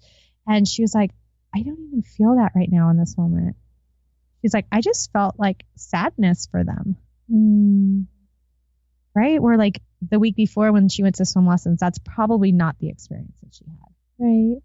And so for me, I'm like, hell yeah. Right? Like, let's dislodge those thoughts. Let's like, Because our thoughts create our emotions drive our behavior gets us our results in our life, right? So if I can dislodge the thought that's blocking you from feeling good enough, everything in your life changes. Everything. And it's sustainable, right? You're not chasing something on the outside to make you feel worthy. You're not chasing pampering to make you feel good. Because you know that the secret to feeling good comes from within. Right. Bam. Bam. Another truth bomb. Yeah. I think that's something we definitely learn through our experiences and over time. And I think, I know for myself, the older I have gotten, the less that I've cared. Yeah. Not that I don't care about my health and well-being. I do. And my appearance, because I want to feel good for myself. But it's so much more about how I feel and not what others feel about me. Yeah. And it's a really nice shift to be taking. Can I tell you a secret? Yes. I like secrets. So when you're sitting there feeling like other people are judging you, noticing your flaws, noticing that you shouldn't be wearing that bathing suit. Look at you. You shouldn't be wearing that bathing suit. Here's the secret. They're not thinking about you. Exactly. They're sitting there thinking about how crappy they look in their own bathing suit and how they think that everybody else is judging them. Most people are not that intentionally malicious. And if they are judging you, they're only doing it because they feel worse about themselves. Concur. I guess it's not really a secret, but come on. Like that, if we all just kind of accepted that a little bit, it's a little bit easier to show up, right? I think it's so topical because it is summertime and there's all these women who like normally sit on the sidelines. But it's not just women. That's true. But women talk about it more. So maybe that's why. Just because dad bod is really sexy right now, apparently. Oh, yeah. Dad bod. But I think in the joke, they've made it like okay to just be okay. Right? Exactly. But another one of my clients, like, she, for so many years, wouldn't go and do the thing. She wouldn't get in the pool because of how she felt about herself, how she looked in a bathing suit, how other people might think about her. Meanwhile, she's desperately craving a connection with her kids from the sidelines, feeling distracted, feeling insecure, feeling unworthy, being emotionally unavailable to them because she's wrapped up in her own crap. Right? Guess what? She's in the pool this summer. She's not thinking about how she looks in her bathing suit. She's thinking about how good it feels to not be hot. She's thinking about how good it feels to be in the water. She's thinking about how awesome it is to connect with her kids. She's doing the thing that was scary for her, right? Putting on the bathing suit, getting in the pool. And you know what I told her? I'm like, if any of the other moms that are sitting on the sidelines looking at you, they're not judging you because of the way you look in your bikini or your bathing suit or whatever it is you're wearing. I don't know. She's maybe covered from head to toe. I don't know what she's doing. But like, they're not judging her. They're sitting there jealous, wishing that they could be that free. I completely agree with you. So what if you allowed yourself to just do the thing? I think that's what got me through my fear. Because, when you're growing up, you think you're fat or a certain way, but you look back and you're like, dang, I wish I looked like that now, I've had those experiences. Seriously? Where like I had the flat stomach and, I was trim and muscly, and I look back and I'm like, I was so hard on myself back then and created a habit and a conditioning within myself way back then, even though now I'm looking back thinking, wow, I wish that I would have appreciated that. Yeah. If you could have seen it in that moment, right? Yeah. Just like, because I would give anything to look like that now. Yeah. But that's not the case. And now I get to love my body how it is in this moment. Yeah. And know that I'm healthy and strong. And those are the things that are most important. Yeah. And your body shows up for you every day. Every single day. Because for the most part, because I know you struggle with some health stuff, but for the most part has met every demand that you've made of it. Yeah, absolutely. So what if you focused on how amazing your body is because it's so strong? And I feel it like shows up for Right. you because it allows you to like do the things that you do. Right. If you can't love the way you look when you look in the mirror, why not love something about like how your body shows up for you? And I feel like that's how I've come to the place of loving myself as I am, because those moments where I was using a cane or whatever that looked like for me, I was so focused on what was going on instead of what was going on. Yeah. Like the positive stuff. And creating a habit of appreciation that my body is working for me and not against me, and that my body is healthy and my body is healing itself and my body is getting me from A to B every day. Put me in a place of appreciation for what I look like, no matter what that is. Yeah. And I really think that's baby steps. I think it's important for everyone to just start small and start out with one thing that you know to be true, not something you want to believe, but you already know to be true because you want that energy, that vibration, and build from there. Totally true. Like if you've had a very well practiced thought that it equates to self-loathing, and it's a habit at this point, like the first thing that you do when you look in the mirror is have a negative thought, that it might be hard for you to go immediately from that to something that's completely loving. Right. Because your brain is going to be so resistant. It's going to be like, oh no, you ain't. Right. It's going to be really nasty. So sometimes you have to take the baby step, right? What's my coach says, like, if you can't go from I hate my body to I love my body, you might need to say, I have a body, right? Like pick a thought that's in between. It's neutral and practice that for a while until that's the thought where like you look in the mirror and you're like, I have a body. Yeah. Hi. Right? Hi. Hey, body. And then like you can slowly then start practicing and trying on I like my body to then I love my body. I'm thankful for my body. Yeah. Gratitude is always a good intermediary, right? We were talking about like our dance parties, which I'm a huge advocate for. I feel like that's been a big thing is when I'm in my feels good, bad, or indifferent.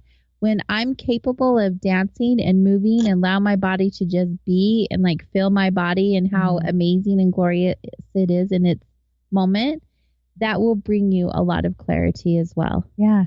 And just knowing that like if you're not in health, if you are in pain, if you have these symptoms, they are messengers. They are there to tell you that something needs to change. And if you keep ignoring that, you get to the point where like I was at where my body was shutting down. I had such a bad chronic illness that I was losing weeks of my life. I could not get out of bed because I kept ignoring my body. I wasn't listening to signals. I wasn't honoring those sacred messages, right? That something had to change. There's this resistance to this idea that like there's that you need to change the lifestyle stuff, that you need to do the work. People want that quick fix. They want to put a crystal in their pocket. They want to take a magic pill that like makes them feel better immediately. Right. But how much more rewarding is it when we do the work? Seriously, right? It's empowering. And we can look back and be like, yes, I did that. Yeah. I created that new reality. So true. I created this new life. I rewrote my story. Yeah. Think about the thing that you're most proud of. Did it come easy to you? Did someone just give it to you on a silver platter? Probably not. Yeah. The things that we're typically most proud of accomplishing, achieving, creating in our life were created through blood, sweat, and tears. Right. And we did it ourselves. Fight, right? Yeah. It was the fight and the becoming. Yes. The becoming. That's the magic, right? We are just so conditioned to be hard on ourselves. Yeah. And if we could get to a place to commit to making one healthy change every week and then adding on a new one the next week, could you imagine what type of a person we would be in a year from now? Seriously, like I think it's our brain likes to lie to us and tell us that we need to change all the things immediately and do them all perfectly. And that's not sustainable. First of all, you need to do the thought work. You really need to change the beliefs that are underlying all this because it doesn't matter what actions you take if you don't change the thoughts. Absolutely. But pick one thing that if you did every single day, one small, simple thing, it would make significant impact. It's not going to make a huge impact in a week or a month, but in a year, in 5 years, your life will be drastically different. Like think about it as like you're flying a plane or even a boat, and you change the trajectory like just 1 degree. At first, the plane's really not that far off course, but the farther it goes, it ends up being totally in a totally different place after it goes some distance. You're right. It's the same idea, right? You only need to do 1 degree. So pick one thing. I would say do it for 30 days, right? Master it, make it the new habit, and then add on something else. Yeah. If do it at your comfort level. Right. A week's pretty extreme for a lot of people, but definitely. It just depends on how long it takes you to like create a new routine around that thing. Yeah. And new habits, what do they say? 15 days, 17 days, something like that. So who knows? Do you want me to get nerdy and talk about the research? Yeah.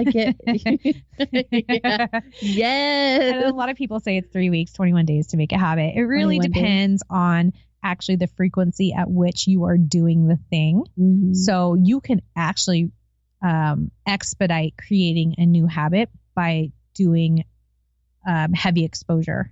So if you do the things a lot of times in a day, guess what? You're going to create a new habit faster than if you're only doing the thing once per day or once every few days. There you go. Bam. Bam. Another hashtag research.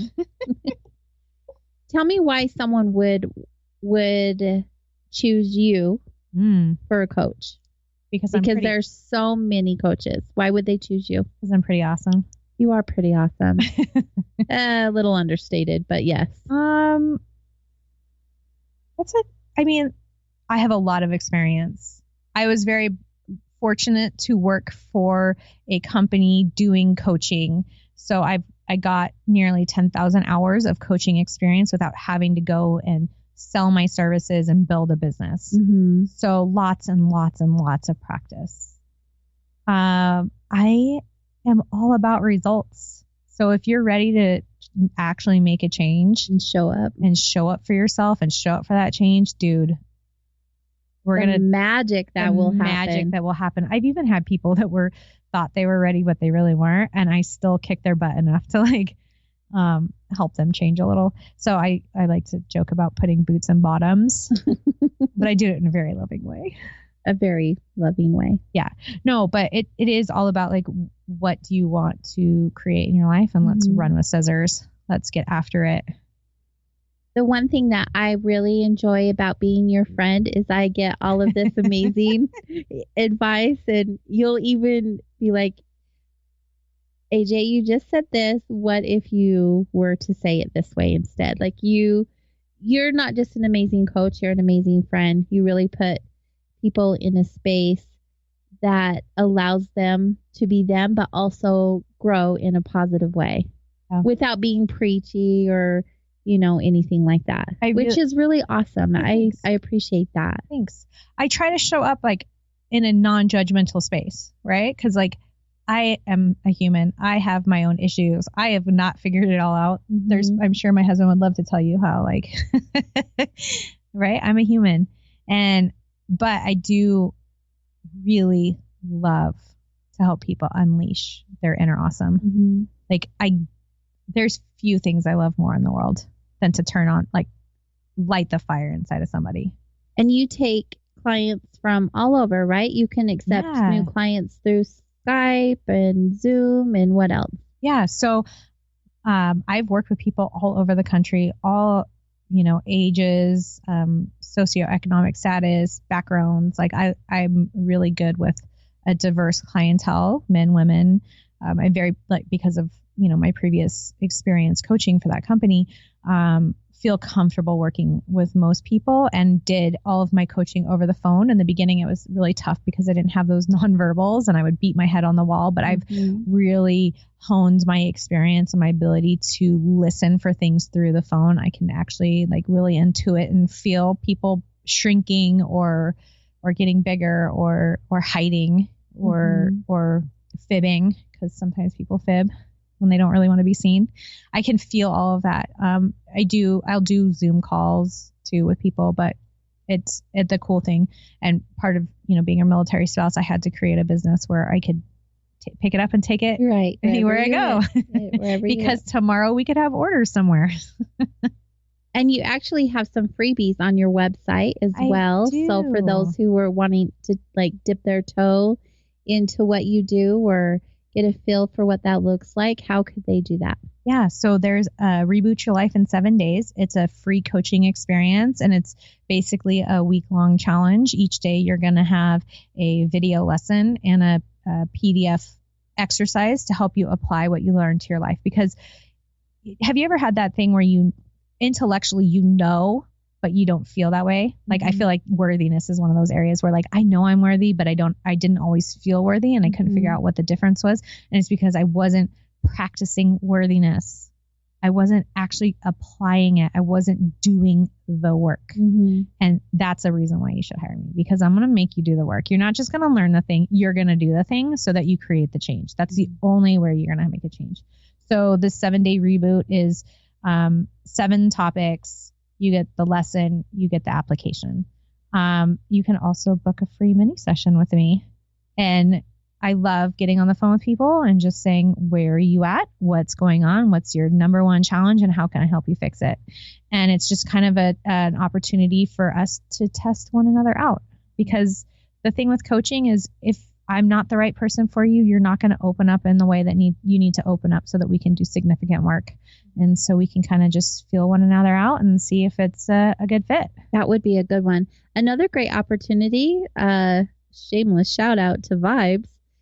Dee is going to be offering a special beginning on Monday. Yeah. For 14 days, where you can call Vibes to book it would be like a testing session, if you will, an empowerment, an I am worthy session with her for only $50, you guys. So it's a really steal. Yeah, it's a really phenomenal way for you to test the waters. Yeah, especially because Vibes is throwing in a pretty crystal and a essential oil blend that smells divine. Yes. That'll help you access that worthiness. So it is an I am worthy package. You'll receive the coaching from Dee. You'll also receive the essential oil roller that we talked about. You'll receive a pocket stone of carnelian and an I am worthy affirmation card made by me. It's gorgeous, y'all. Yes. So make sure you guys check that out. Again, if you guys want more information on Dee, go to myyeslife.com. That's where you can find the Reboot Your Life in 7 days and book the free mini session or join the challenge or whatever you want to do. But I highly encourage you to reach out to her, because she is someone who is passionate about assisting you in creating your best life. Heck yeah. It's been so awesome having you here. Thank you. I love wandering with you, AJ. I love it. I love you being here. We have so much fun in like real life in person and stuff, but here sharing your awesomeness with the world, I'm just so delighted that we have this opportunity. Thank you. Thank you. And I'm so proud of you for all that you're doing and helping so many people and showing up the way you are showing up, my beautiful friend. Thank you. I appreciate that so much. Unfortunately, next week there will not be a live show due to the holiday, you guys. So we will have a rerun more than likely. So just know I won't be here live. But come back the week after where I will have another live show with a new guest, Ann Kate Sullivan. She's the author of 2 remarkable, award-winning, and highly acclaimed books, Heroines of Avalon and Other Tales, as well as Legends of the Grail, Stories of Celtic Goddesses. So that one's going to be fun for sure. Make sure you join us, not next week, but the week after. Soul Wanderings can be found on all the main social media platforms, as well as soulwanderings.com. And of course, make sure you guys are following KGRA Radio on all the Facebook, on Stellar, YouTube, all the social media. All the things. Yeah, share with your friends and family, and let's keep having those conversations that bring awareness and movement into our experiences. Share. Thank you for being here with us tonight. It was awesome. Have a happy day.